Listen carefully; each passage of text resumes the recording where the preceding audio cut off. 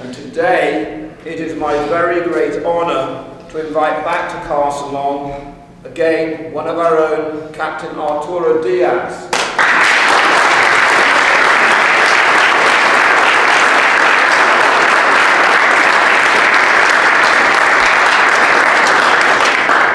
Captain Diaz is a paratrooper. You know a little bit about paratroopers. Class 2006, Carson Long, Norwich University. Captain Diaz has just returned from Afghanistan. He's going to talk to you about leadership from his perspective. He sat in your seat. Captain Diaz, the floor is yours.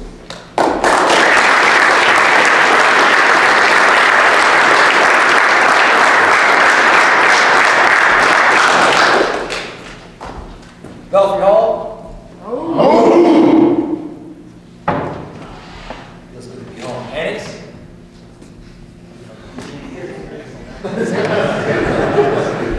Lord Hall.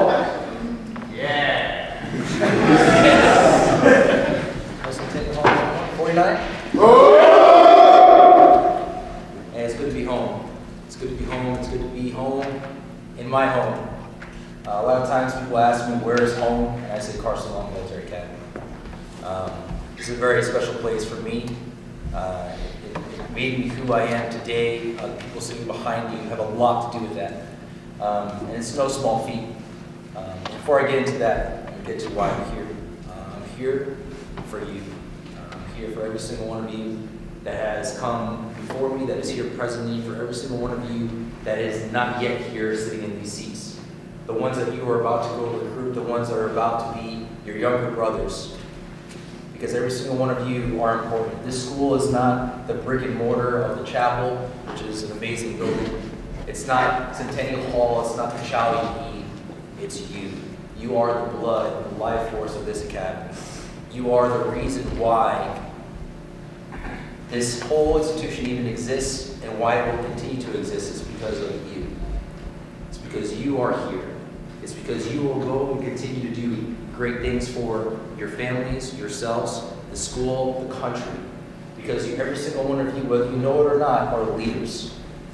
You are leaders because you've already taken the first step and you said, I want to do something better for my life. I'm not satisfied with the status quo. I know I need to be somewhere else. And I'm thankful that it's Carson Long. Because every single one of you have got an opportunity that if you were to ask me when I was in your shoes, I'd say I can't wait to leave. But I only wish that was right back in your shoes. Because being in your shoes, you don't ever see what you have until you're not there. It's all about perspective. It's about your scope, right? Because when you have nothing to compare it to, I mean, if you had a brand new car, a lot of you are looking at cars right now, you're about to start driving, right? Right? Am I gonna get a Jetta, Well, if you came home and the only thing you ever seen was a Ferrari, you probably got in that thing, drove it around the block, and you're like, yeah, it's loud, it's all right, it's pretty fast. But if that's the only car you ever saw, how would you know that was like one of the nicest cars you'd ever get? You wouldn't know, right? You'd probably complain about it. It's too loud. The leather's too hard, But then when you go out and you start driving all the other cars, but you no longer have that Ferrari, you kind of miss it, right? You kind of realize what you had. You had no idea. And that's why I'm here, to discuss leadership and to kind of give you a little perspective about being a junior officer and coming from this institution. On your feet! Gentlemen, one thing I will not do is I will not talk to you if you do not want me here. So if you would like me to leave, I can. If you would like to leave, please leave, because if you're here and you do not want to be here, then you're wasting my time, and you're wasting the time to the left and to the right. Take your seats. So, one thing I ask you to do is to use my contact, engage me as I'm engaging you, because that's what I would do if I was in your seat. In fact, that's what I did for 5 years when I was in your seats.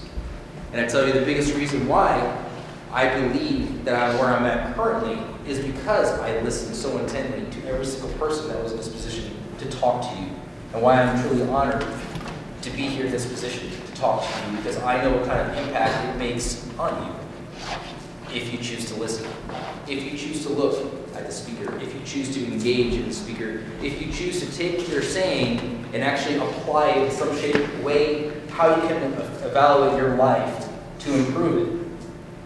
If you choose to let it slide, you choose to not listen, you choose to throw it over your head, missed opportunity. That's what life is. That's what leadership is. It's opportunities. Do you take the opportunity? Do you seize it? Or do you let it go? Do you miss the opportunity? Ask yourself the question. Am I missing the opportunity?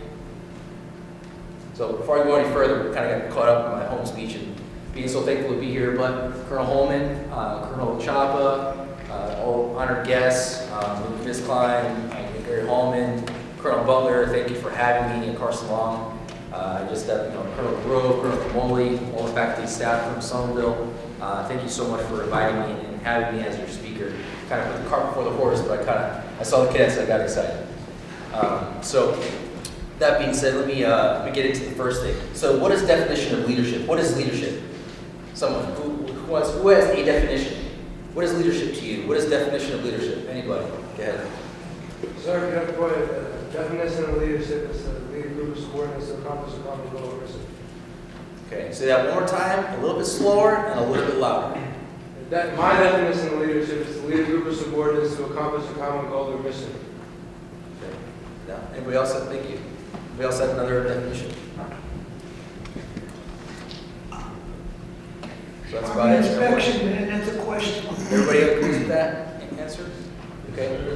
All right. Well, I'll tell you that is a pretty decent definition. I'll tell you the Army's definition of leadership is leadership is influencing people, right?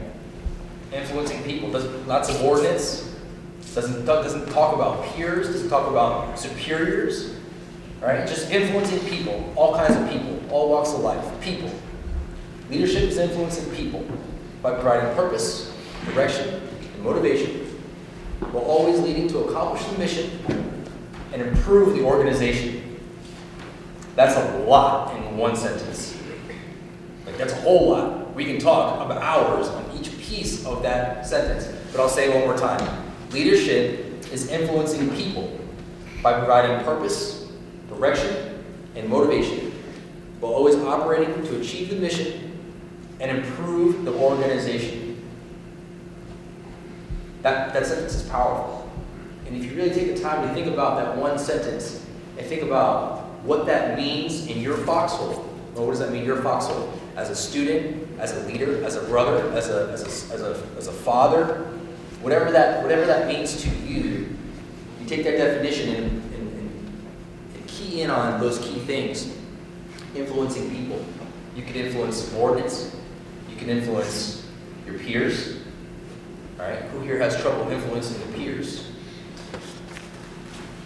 Just one person? I know this is Carson Long. I know all of your hands should be going down. Everyone raise your hand real fast. All right, so I know your arms aren't broken. Put your hands down. All right, so every single one of you has issues or problems or struggles influencing your peers, right? Because you're cadets, right? Because you have no power, right? Because I can only do so much, because I can only write up somebody so much, and they can only get in trouble so much, and that's the only power I have. Power, right? What is power? What's your definition of power?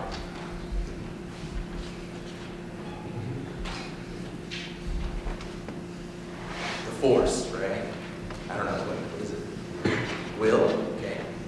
What's your definition of power? Energy. Energy? Okay. That's your definition of power. So, power, all right? Talk about that, Ford Mustang Shelby GT 500, right? That's power. Raw power, right? Talk about power, talk about a nuclear bomb. It's a lot of power, right? Leadership is power. How is leadership power? How can influencing people become power? I hear a lot of discussion, things that I've heard, talking to a lot of cadets throughout the morning and the afternoon, A lot of your struggles is how do I have all these issues with my peers, or my subordinates that are my friends, and I don't know how to talk to them properly because, we live in a glass bubble and it's so hard to influence them because, they won't listen to me and I just given up on it. Is that power? If you can influence your friend, if you can influence your peer, you can influence anyone. And why is that? If you can get your friend to choose the harder right instead of the easier wrong, you think you'd be more influential in getting somebody that you've never met to do the same thing? And why is that? Why is it easier to get a complete stranger, influence them, than to influence a friend? Probably, go ahead. That means because it's difficult to influence a friend because they know you as a friend, not a leader. So become familiar with friends, right? They know you as a friend, not a leader. Can your friends be leaders? Absolutely. So, what is the discriminating factor? The discriminating factor is we're all human, right? We're all human, we all make mistakes, but it's when we take somebody and become familiar with them, become friends with them, it becomes that much harder to be able to affect them because now they understand that we're human. We're not perfect. We make mistakes. And it's a very common thing that we do as young people is we tend to look at the imperfections in people and say, this is why, and it's not just young people, it's people in general. This is why I am not going to do X. Because of this person doing X, I will not do Y. And they justify it.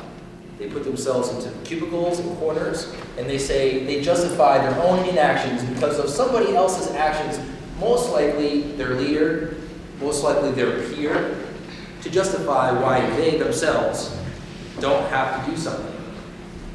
Whether it be immoral, illegal, it won't matter. Why would it matter? Because you have to understand the inherent force in people. The inherent truth of people is that people are lazy. We are. We're all human.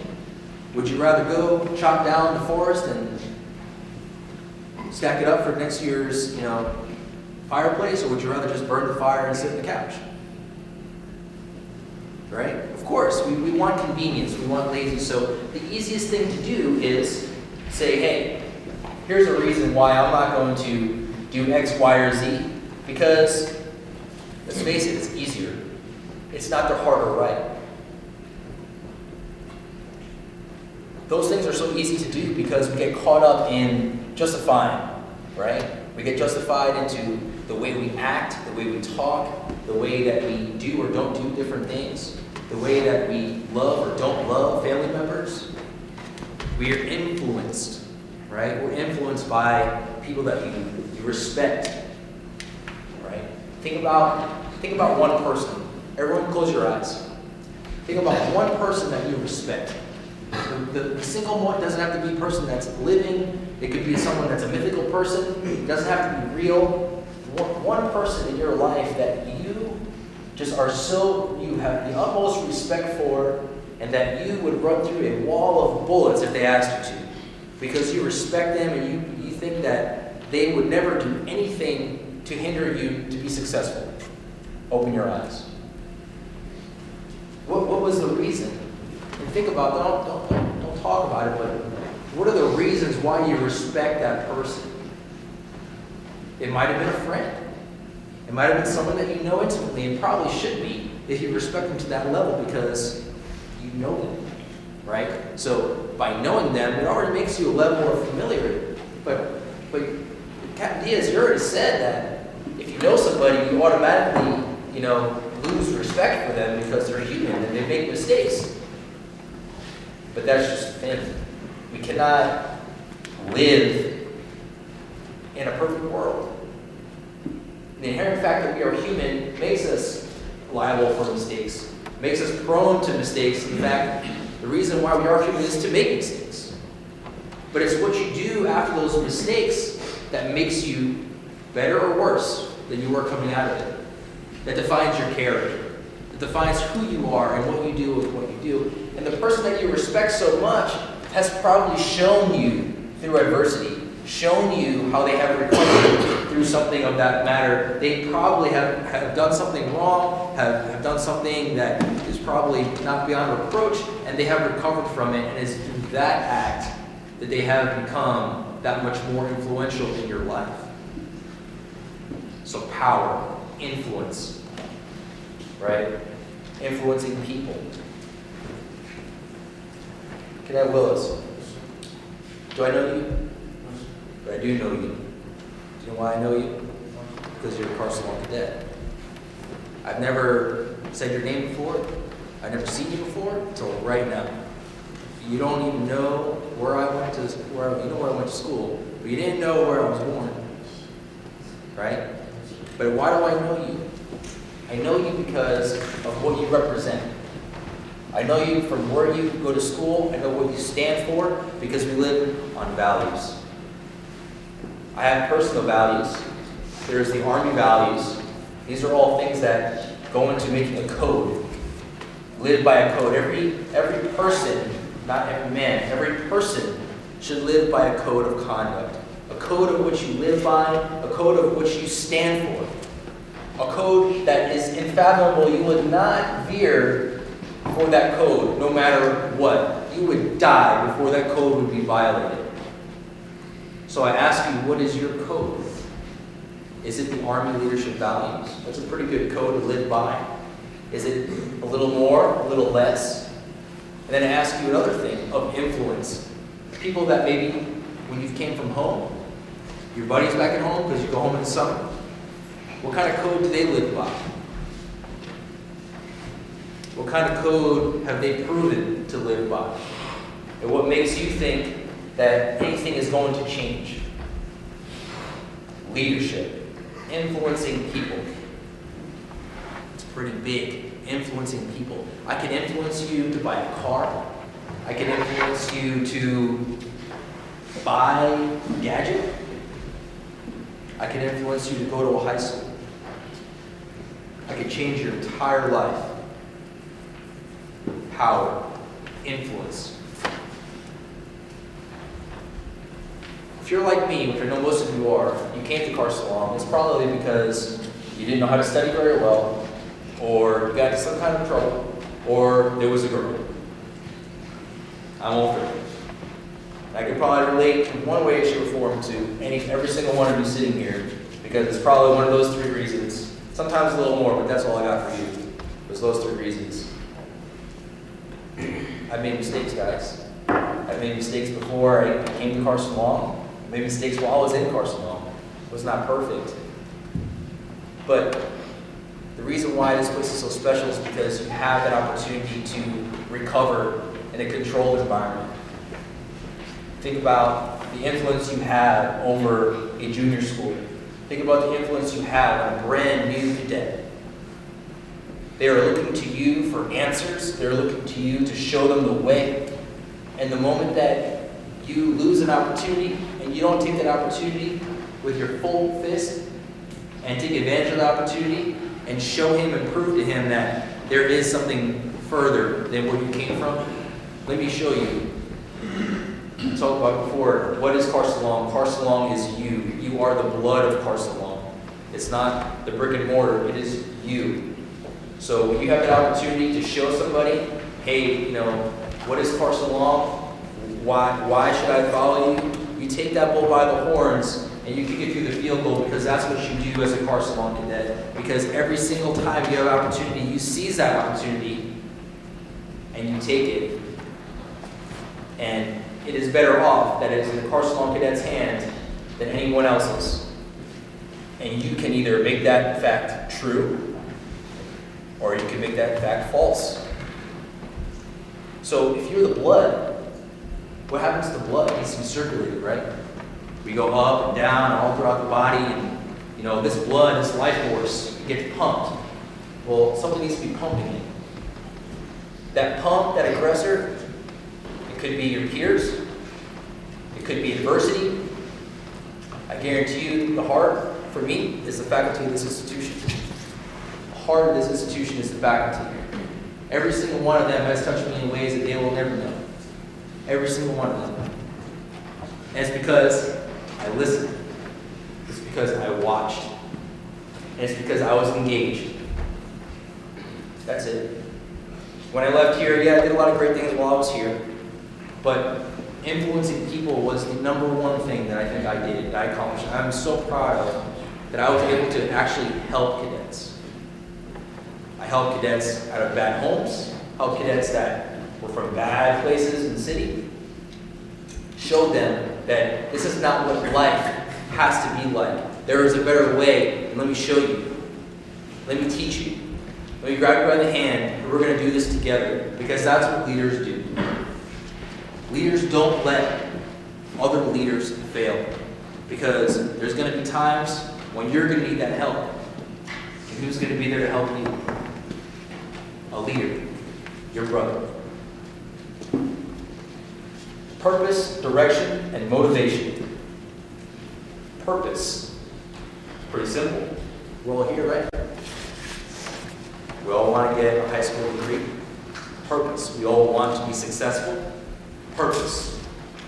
We all want to go to some college or some job, have a career.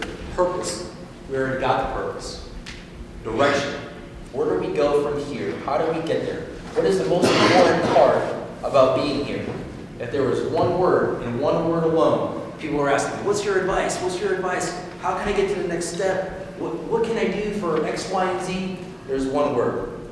Academics. And I know you've heard it. I heard it when I was a cadet, and I was like, yeah, whatever, I'm trying my best. No, literally. There is one regret that I have being here, and it's not spending enough time in academics, studying and getting the best grades I could. I was an honor student. I had about a 90 average. Looking back on it, I wish I had a 100 average. And why is that? Why do I wish I had a 100 average? Isn't it a little mundane? Like, well, if you have an A, you have an A, right? Not necessarily. If I had an A, that means I had a 90. It means I had 10%. 10% left that I could have attained. And what does that really mean, you know? 4.0 is a 4.0. Why do you care about that 10%? It could have been the answer between life and death in Afghanistan. It could have been an answer that I'll never know because you don't know what you don't know. I talked to a leg class today about the unknown unknowns, the unknown knowns, and the known knowns. What is that? On your feet!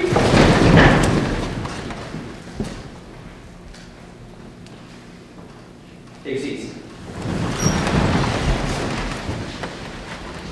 Unknown unknowns. Things that you don't know, what you don't know. Where are you going to be 10 years from now? No clue. You're going to be living? I hope so. Unknown unknowns. You don't know what you don't know. Who's going to win a Super Bowl next year? I don't know. Could be the Patriots. I don't know. You don't know what you don't know. You don't know if I'm going to come in here and offer somebody a full-ride scholarship. Or this conversation, you would have never known because it was something that you did not even know that was a possibility, and then you didn't know it could happen, and you didn't even know what questions to ask. The unknown unknowns are the scariest of them all. The unknown knowns, things that you know about, but you don't know. Trigonometry. I don't know trigonometry. I know it's a thing. I know people do it. I know it's smart people do it. Do I know it? Nope. But it's real, it's attainable, it's tangible. It exists, but I don't know it. It's a known unknown. A fact that you know, but you can't really do much about it. The known knowns. What school do you go to? Carson Law. That's a known known. I know that. You know that. You know that you know that. Right? But when we're doing direction, we're trying to find direction. Sometimes if you don't know what questions to ask, how could you even look to the next step? How could you even find that azimuth to point yourself in the right direction if you're not even asking the right questions? And that's where networking comes in. how to identify those unknown unknowns. It's about getting into as many different pockets of networking as you can. Where do those networking pools come from? Where do they come from? They're just as populations of people, right? You have Carson Long friends, and you have friends from back home. Those are two different networks of people that know people. Who's ever heard of the separation of five? Any person can link themselves with another person between five people, right? You've ever done that? Okay, I'm speaking to, I don't know what I'm speaking to, but separation of five, right? The more networks you can get into, people that know you in those rings can find opportunities for you and things that you had no idea was even possible, right? Jobs that are available that you had never even know of. Because someone knows you from Carson Long that knows his buddy 20 years from now that is in that line of work that knows you're an expert in that field, links you two together. But before that situation, you two were both unknown unknowns. Networking, direction, motivation. Someone asked me, Kevin Diaz, what motivates you? Why, when was it hard for you to find motivation? Did it ever stop for you? And I said, yes.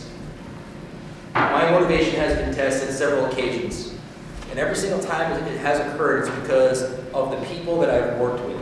The people that I've worked with has let me down because my expectation of them were right here. They were right here because of the people that I've known, the level of person that I'm used to working with from Carson Long and other areas in Norwich. I know what caliber of person that I am, and I hold myself to as a standard, as a code of conduct. And I go into a relationship full of trust, working relationship. I trust you 100%. And you can either take away or continue driving on. On your feet!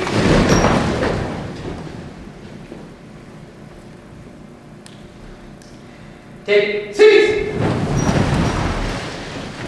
So, because of that fact, you can continue driving on. People is what drives me. That's my motivation. But what you can't do is allow people to affect your own personal motivation when they fall short. When they just don't meet that standard because of your amazing examples that you are so removed from in this institution because you are so spoiled and you don't even realize it because of the amazing people that work with you on a daily basis. And gentlemen, this is the last time in your lives when you leave this school that anybody is going to care so much about your success than right now. A couple kids asked me, what's your suggestions? I'm about to go to Norwich, I'm about to go here or there. I said, take advantage of the faculty and the people that you work with on a daily basis because you probably haven't asked the right questions. You probably haven't tapped in to the immense experience and knowledge that these amazing people have to share with you because of the unknown unknowns. I challenge you to think about that. Think about that fact because they're there for you. They're there for you. When you leave this institution, nobody cares. You are a number. No one cares about your success, your failures. What are you going to do about that? The only thing you can do about that right here, right now, is get the best grades you can, learn as much as you can, and be a PT stud. Work out. If you leave here in not the best physical shape of your entire life, then you're wrong. Can't really do much here other than study and work out. So what are you wasting your time for? Right? Do you care about your buddies to your left and your right? Do you care about your buddies? Do you care about your friends? Do you care about your leaders? If you're seeing them making bad, healthy choices, you see them, hey, we played PlayStation for an hour already. We got to go outside and, go hike up the mountain or go do something physical or go, work out with the Raider team, try something new. These are all things that motivation comes from. And go back to the original comment, when I say someone has fell short of that expectation, whether it's they lied to me, they stole from me, They cheated on me. They were unloyal. They went around behind my back, whether it was I've invested so much time into them, and they turned around and stabbed me in my back because I'm a human being and I have flaws. And they capitalized on my failure for their success, and they stepped on me. That's when a part of me dies inside. It does. It hurts. It hurts really bad. But then, you know what? I think about this institution, and I think about my adversity that I faced here, and things that I've done here, people that I've touched, I continue to touch here, and I find out, what is my motivation? It's you. My motivation is you. Every single one of you sitting here right now, listening to me, looking at me, paying attention to me, and really taking into every word I say into effect and reflecting on your own life. You are why I do what I do. Every single one of you are my heroes. Every single one of you. Because you've accepted the challenge. You're doing what I did. Trying to do everything but make the best of yourself you could possibly be. The best version of yourself that you could possibly be, and that's why you're here. That's why I came here, and that's why I stayed here. And I believe that's the product that I was produced when I left here. Because of all those experiences. Motivation. Leadership philosophy. I'll give you three key points. Everybody likes, short little things, little sound bites. I'll give you mine. There's 3 pieces to it. First piece is think. Right? You got to think. Do analysis. Do your homework. Ask all the right questions. Don't just go to one source, go to multiple sources, right? And it can be a tangible source, such as a person, right? It could be a faculty member. It could be a senior CEO of a company. You can write an email, they're all up online. They might write you back. You try and do data collection, think, right? Think. Your brain is what separates you from every other animal on this earth. Why are we the apex predator? It's because we can think. So think. Challenge. Challenge the status quo. Don't sit back and let life pass you by. Let a minute pass you by that you're not doing something to benefit your current situation. When you're in a combat situation, they tell you improve your foxhole. Always look to improve your foxhole. Well, what is a foxhole? A foxhole is something that you can dig out in a hasty situation to get some kind of shelter, right? And in World War II, what do we do? Well, we're going to get back. World War I, what do we do? We build trenches, right? And we made our trenches, these elaborate trenches. Improve your foxhole every single day. Challenge the status quo. If something is not going right for you, or this is how everything goes, this is what's expected, here is me going through life just because this is the way I do it in the same routine. Well, how can we improve that? Improve the organization. How can we improve that? Challenge the status quo. Be challenged. Think, challenge, and be challenged. Don't sit there and be complacent. Complacency kills. They said that in a combat environment. Complacency kills. Why does complacency kill?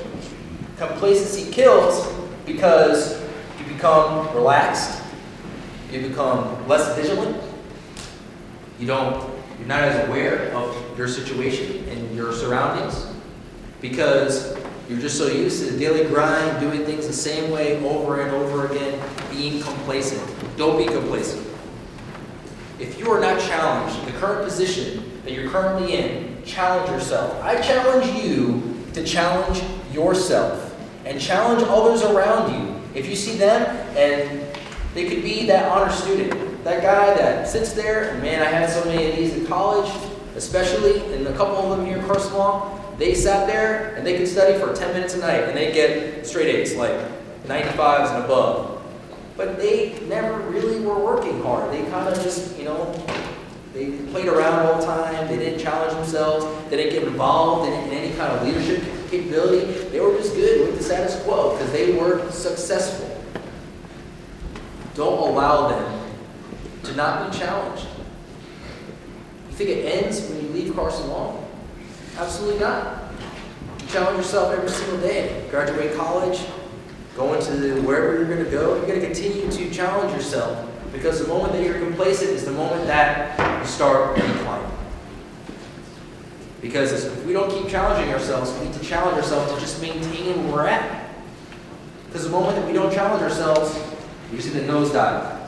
And you're not going to see it because of your scope. Right?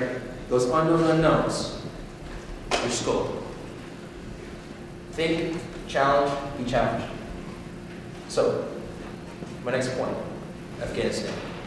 So, to share with you what I can share with you. On your feet!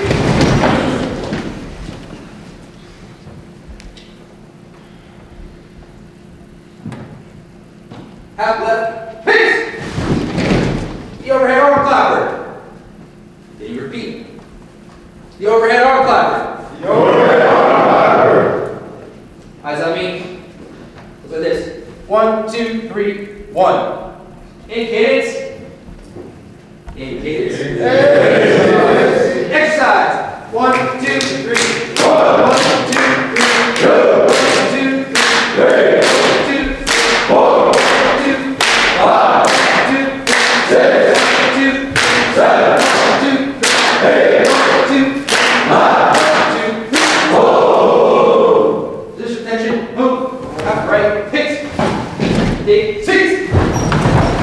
So, my next point is if you see someone to your left or to your right that is not paying attention, it could be me, which I really wouldn't care about. But if one of my mentors were up here and they were speaking and they weren't paying attention or they were sleeping, I would turn to my buddy and make sure he was awake. Why?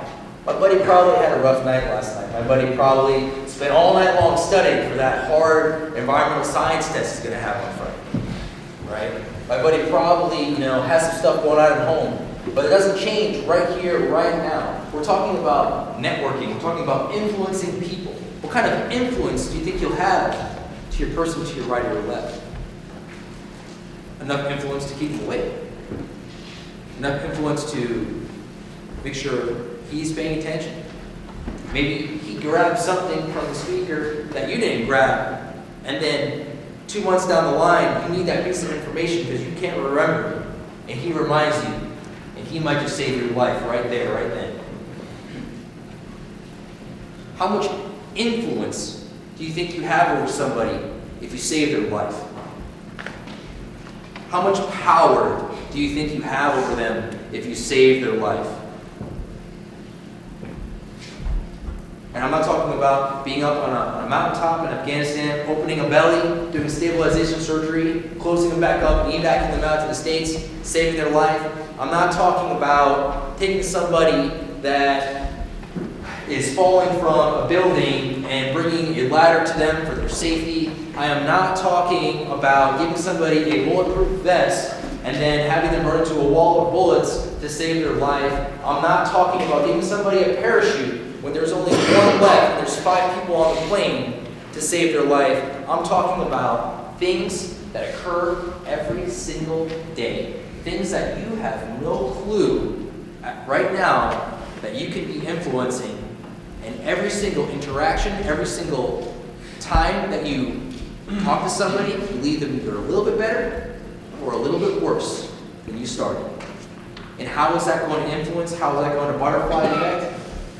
Purpose, direction, motivation, improving the organization. How does that affect you? The definition of leadership is in my soul. I don't care if I go into a chess game and I see if I can improve something or someone's life around me, I'm going to do that. Why? Because I would hope that someone would do that for me. And I believe in my heart that every single one of you would do the same thing. Every single one of you would do the same for your left and right, for your battle buddies, we call it. If you're from Norwich, call them rook buddies. Every single one of you are my brother. A lot of times talk about networking and why that's important. When I was a cadet at Carson Long, we didn't have really anybody for us to kind of look up to that we knew of that was anywhere relative age, which is why I come back so much and talk to you guys, because you are why I do what I do. And every single one of you that's ever contacted me on Facebook, on email, I respond rapidly, and I respond intelligently. Why? Because if I had that for me, I couldn't even imagine where I'd be right now. I don't know, I would have changed what I've done, but that influence, that person to be there for me could have changed my life even better than it was. I hear people talking about all the time, hey, I have the drill team here at Carson Long is about to be better than you guys were. I said, that's awesome. That's the point. If they're not better now than they were when I was here, what's the point? The point is, gentlemen, is that you are better than me. That's what it's all about. Because if you are me and I am you, why would I not want you to be successful? Why would you let your buddy fall asleep? Why would you let your buddy not study for that biology exam? Why would you let your buddy smoke outside when you know smoking is against the regulations? Why would you let your buddy leave his room not organized, not the SOP? Even if it's one shoe sticking out an inch too far in that back shoe line. Why would you tolerate it if you knew it was to better the organization? So it's a lot of things that I kind of threw at you in a very short period of time, but if you didn't take anything from it, I want you to give a little more perspective on being a very junior alumni. There was a period of time for about 3 or 4 years that a cadet died. A cadet died in Virginia Tech in Matthew Port. A gentleman named Safanoff, he graduated with me. He died in New York City, involved with drugs or whatever he was involved with. Cadets die. I don't want any single one of you to die. And in fact, there was another cadet that died passing a tractor trailer on the left-hand side. That did not have to happen. Preventable deaths from the greatest resource and future of our country sitting right here to your left and your right. And why did this occur?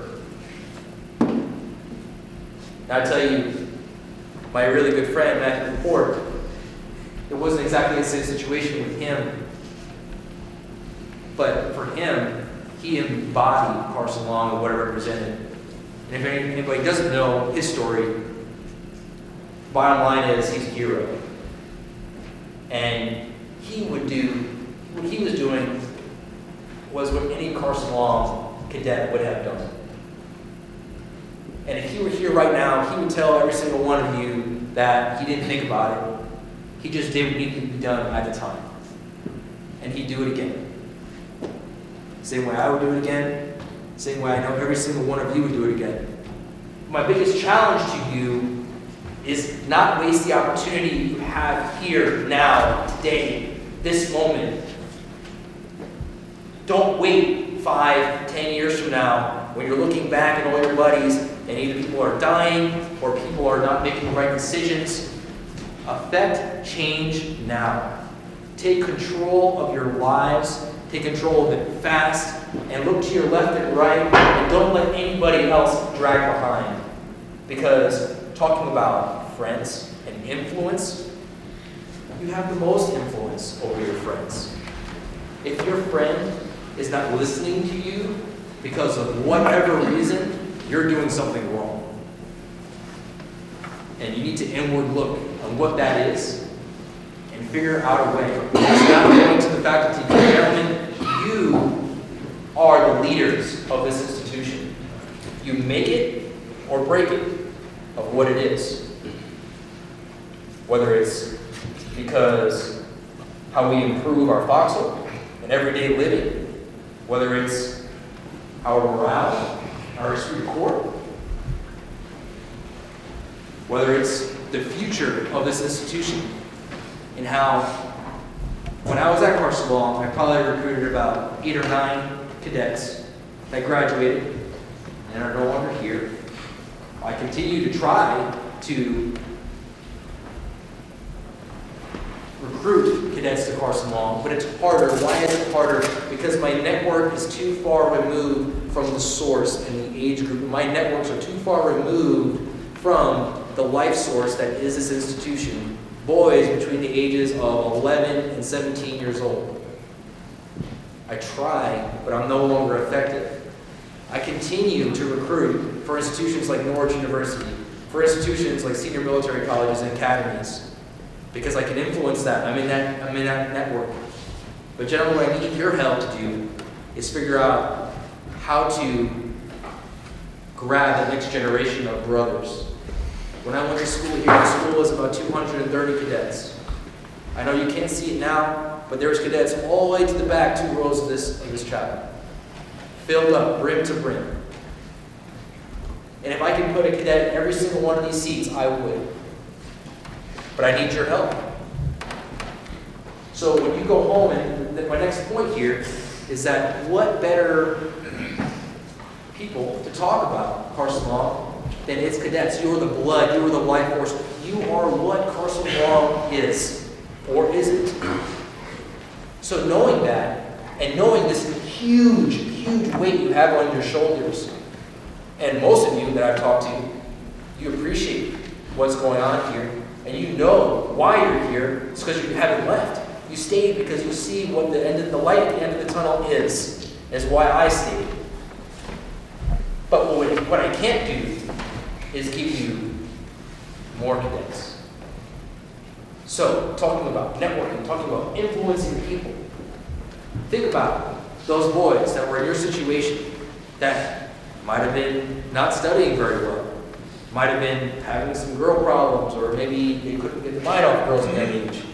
Maybe it was giving them problems. Maybe they had a bad family life. Home was not a good situation for them, but they wanted a better way out. My challenge to you is to find those cadets, those future Carson Long brothers, and tell them a story. Tell the Carson Long tale, because you are their #1 resource to do that. I would if I could. I continue to try, but when I tell you, when I was in your shoes, that's when I was the most influential in those pools, in those networks. Changing gears, talking about Afghanistan, talking about influencing people. So, as an officer, you always have you're influencing your subordinates. Obviously, you have to influence them, right? People that work for you. You have your peers, people that you work with, but they don't really have to do anything you say or listen to you at all because you're their peer, right? They're not your. They're not the commanding officer. You don't work for them. And then you have your leaders, right? Who, if they tell you jump, you say how high. They say move this mountain, you say how far, right? Because they're your boss. So in Afghanistan, I work with special forces, work with surgical teams. So these surgical teams were just hospital people, right? They are not operators. They're not the cool guys. They're not the guys with the beards. Call them cool guys, right? They're just doctors. They're just nurses. People that save lives. Now, when I say they're just providers, they're not tactical people. They're not people that can, zip line out of helicopters or storm an objective, guns blazing. That's not these guys. That's not what they're trained to do. Power. My job out there in Afghanistan was making sure that these surgical teams had the medical supplies that they needed to ensure that life was sustained. So it was very reasonable to say that it was possible that somebody could have died in a combat zone because I did not do my job to ensure that that commodity was there at the right time at the right place. It's pretty powerful, right? It's pretty, that'll keep you up at night, sometimes for a few nights. So, a lot of times, these players, if you want to call them players, they didn't understand what they needed or what they wanted. They just knew that they were going to Afghanistan and they were going to save lives. Now, I could have done a couple different things. I could have said, cool, you have your ego. You don't want to play with me the way that we're trying to play together to work towards a common goal. Or I can put my ego to the side. I can listen to them, understand the mission, do analysis, lean forward on what their needs were going to be, and make it arrive there before they even knew they wanted it. Did I need to do that? No, probably not. Was that my job to do that? I thought so. Power. These surgical teams were out forward than they normally go to like a hospital type little situation where they have a tent, an area. Pretty much, I could send you to Afghanistan right now, and you'd be fine. Because it'd be secure, etc. You have a place to do your work, right? They're not very expeditionary. They don't go out into the forward lines. They're back behind security. But we got these teams to go forward of these lines because of the fact that we're drawing down in Afghanistan, right? That wouldn't have happened if I wasn't going to own the mission, because they didn't have the vehicles they needed to make the mission happen. They didn't have the medical equipment they needed to make the mission happen, and it was unsafe for them to make the mission happen. And they were not confident that if they got into trouble, that we would be there to ensure that they had what they needed to be successful. Influencing people. I gave them the confidence in order to do their job, and do their job well. There was a handful of patients that were saved during the time that I was there. Did I pick up a knife to cut open a belly? No. Did I go down there and plug in the generator and rip it open? No. Do I feel that I was inherently responsible for the success of the mission? I think I had something to do with it. If somebody were to die and it came back because Captain Diaz did not do his job, it would be a little more than not getting an A on the biology test. It would be a little more than not getting into college. That would be a life changer, something that I would never, ever, ever been okay with. And every single time I go back to what motivates you, I was in there, I was in Bagram, I was sitting there in front of my computer screen, and President Pearson asked me to come speak to the Corps, and I was going through a lot of different struggles in my time there, and he was asking me, hey, just confirm we're still on for this leadership lecture. He didn't know it at the time, but just having a voice for a very offset reason, from Carson Long, made me remember why I do what I do. He made me remember I can't lose touch.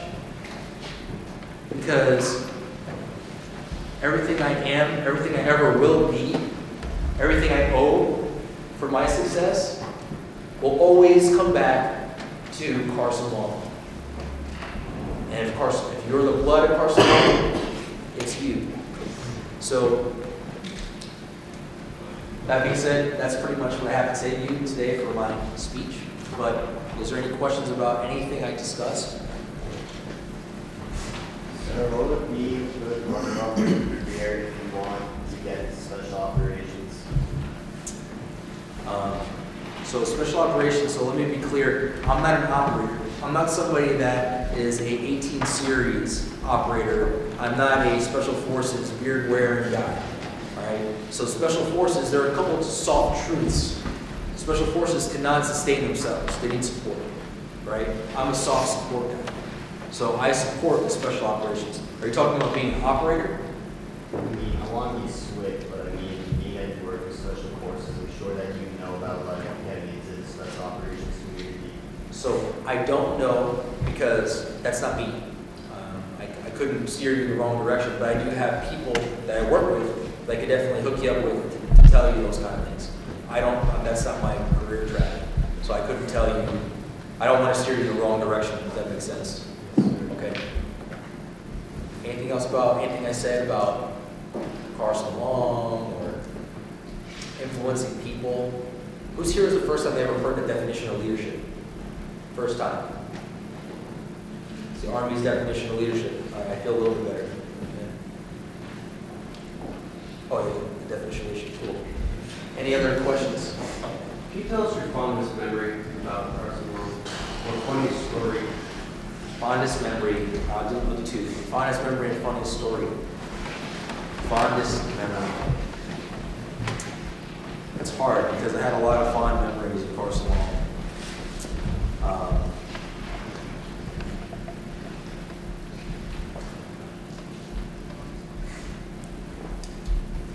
Yeah, that's very difficult. I'd probably say my fondest memory is, it's going to sound really silly, but it's raking leaves. Raking leaves and Carson Long is probably my fondest memory, and it sounds silly, but we just had so much fun with it. It was a challenge. You know, we had purpose, direction, motivation. We came together as a school and Corps cadets to get the accomplishment. When it felt like it was going to be an impossible feat and task, because that Maples lawn has a lot of trees, right? And you know, we just all always came together towards a common purpose. And you know, my fondest memories with my brothers. You know, back in the fort, guys like him. I mean, we just had so much fun, and it was just so uncomplicated. It was so easy. And you don't think that now, you just can't wait to get out. But trust me when I say that, you know, you're always going to look back at your time right now, having to force me to sit at home in chapel, listen to this crazy alumni that was in Afghanistan for 6 months. That's what you're going to remember. And that's why I tell you it's so important to influence your left and right, because that's the only thing that you're going to regret, is not doing more. So, funniest memory about Carson Long. Well, this is going to sound silly. So when I was a senior, I got pretty close with my senior Army instructor, my Army instructor, Sergeant Stone. Anybody remember him? A little bit, a few of you? Okay. So Sergeant Stone was very, close to me. I had a lot of interactions with him at JRTC. He was a hardcore NCO, steel, just a man of steel. He really challenged you in every way possible. And we got really, kind of close to him towards my senior year, and just like anything else, the more time you spend around, people, no matter how hard of people they seem at first, they kind of loosen up towards the end because they feel like they're part of you in some way. So my buddy hid his Girl Scout cookies, and then he was basically, chewing us all out until he found his Girl Scout cookies. And I don't know, it doesn't sound so funny now, but it was hilarious in the moment. Because this, stone-nosed NCO was so, crazy about his Girl Scout cookies. It was the funniest thing I've ever seen. I definitely didn't tell the story very well, but it was fun. Any other questions? So today at Boston, do you think the school has changed since you graduated? Yes and no. In some ways it's changed. There's been a lot of great academic improvements. Since I've left here, it seems like academics are a lot tougher, which is good. It's a good thing, challenging. The school shrank a little bit. Like I said, there was 230 cadets, and I would love to see it get that big again. And there's no reason why it shouldn't. But again, that's part of you guys doing the due diligence. And the only thing I can do is set the example and show you what kind of an example should be as far as mentorship and changing somebody's life and having that power. Because if you change one person's life, they will never forget it for the rest of their life. That's power.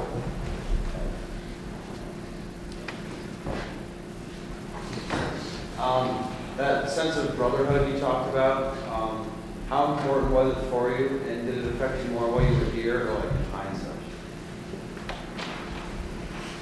Sense of brotherhood. Obviously it affected me when I was here. You have no idea how much influence So peer pressure, right? We all watch like TV shows and stuff, and how peer pressure is this thing out there. And when you come here from whatever school you were from, you think that peer pressure kind of goes away because there's no females, right? That just seems like how it is. But in fact, that's actually absolutely false. You still have peer pressure in Carson Law. And you see that every single day because of working with your peers. And when you have somebody, for whatever reason, trying to get you to do something that you don't want to do, or you try to get, or someone's trying to make you do something illegal, immoral, and unethical because of that fact, that's peer pressure, right? But the power that I realized being in Carson Law is the power of positive peer pressure. What if all the negativity about peer pressure was positive, and everybody was trying to improve each other instead of tear each other down?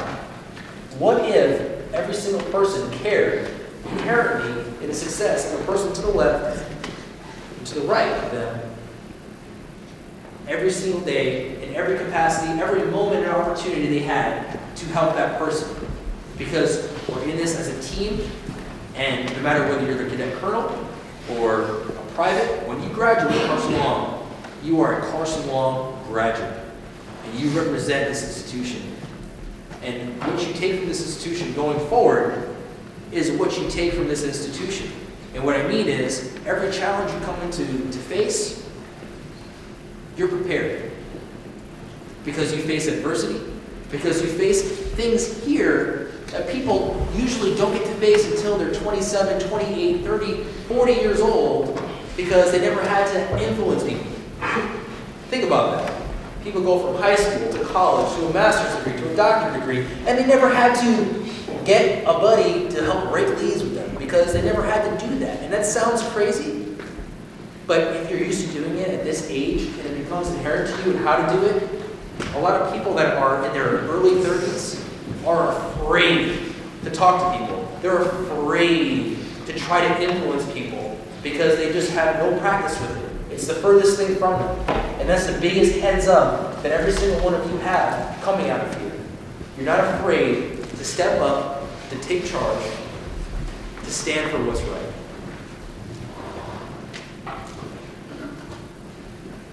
So Cadet Bob, bearing on that, what was the most fundamental lesson you learned when you were here? There's a lot of lessons I learned when I was here. Most fundamental lesson was probably cheating. So when I was here, I got in trouble for cheating when I was a sophomore. And at the time, the culture, pretty much, it felt like all my buddies were cheating. And it just felt like the norm, and it's what we did because we spent more time doing other things, not studying. And in hindsight, it was silly. Again, it goes back to the girl thing, but I'll get away from that. We should have spent more time studying. When I got in trouble, it was the first time I ever got in trouble. And I was like, square kind of cadet. I was always doing the right thing. When I got in trouble, it made me realize, it kind of brought the sense of reality. I didn't have any buddies to tell me, hey man, knock that out, that's not right. But it's not just about why it's not right. It's about what it did for me. So twofold. I learned the lesson of, one, I was human. Two, I make mistakes. So it humbled me. It knocked me down in rank and embarrassed me. It made me stronger. They say what doesn't kill you makes you stronger. It really did make me stronger. In fact, getting in trouble for that at that moment in my life, here, in the protection of this institution, because you are protected, whether you see it or not, you are.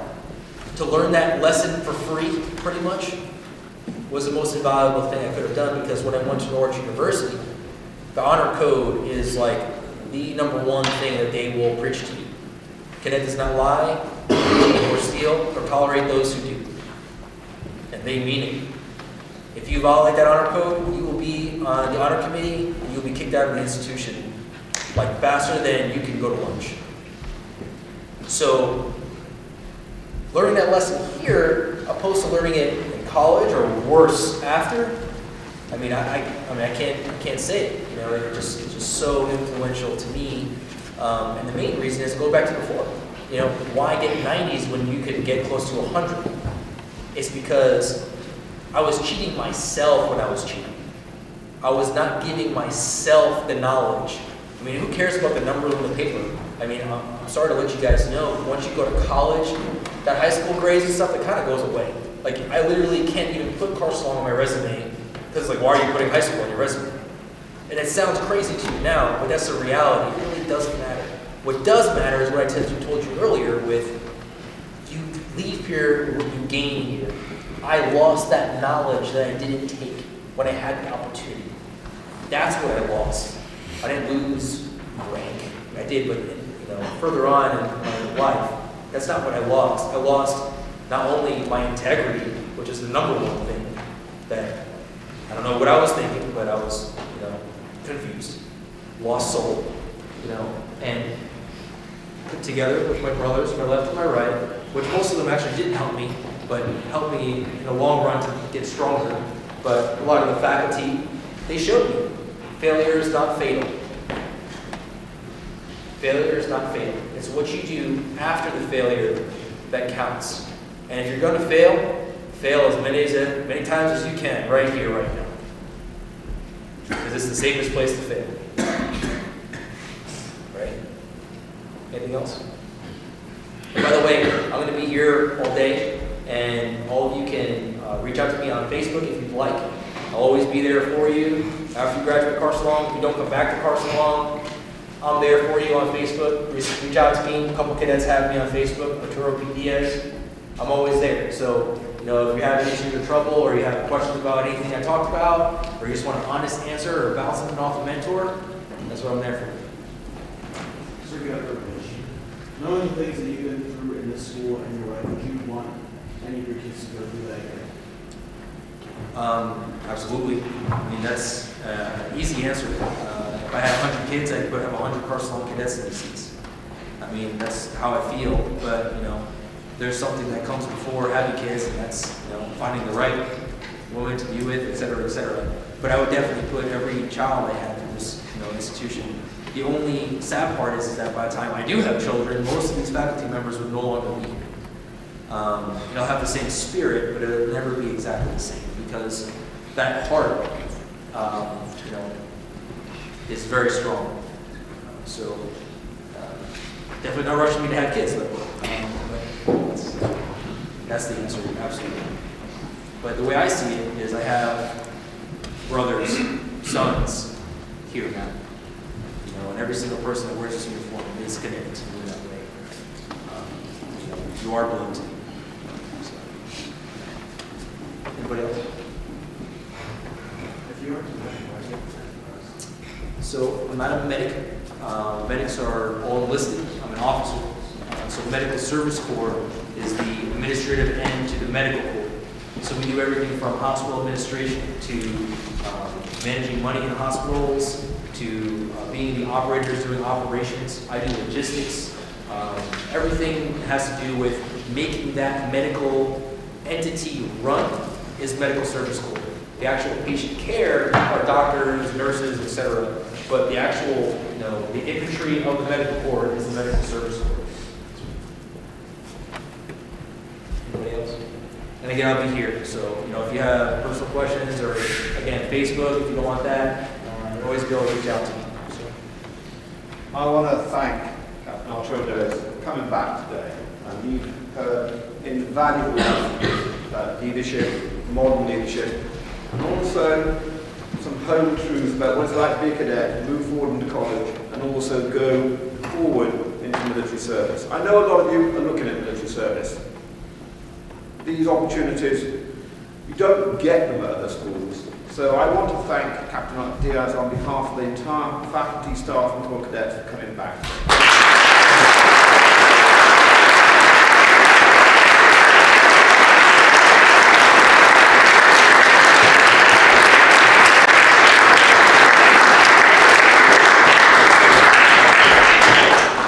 There are some key takeaways. It's not supposed to be easy. If it was easy, it would be pointless. And you can fail at Carson Long without being a failure. You could then, and you can today, because we care about you, each and every one of you, and you will always be cared for here. And when we have our family come home, it's extra special. So that's another round of applause.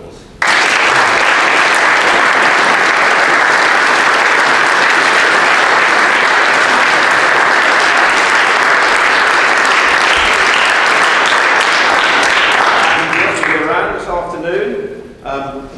He is on Facebook, I know that. A number of the family and staff are connected, and I was also pleased to know that emails can influence as well. Battalion Commander, take over.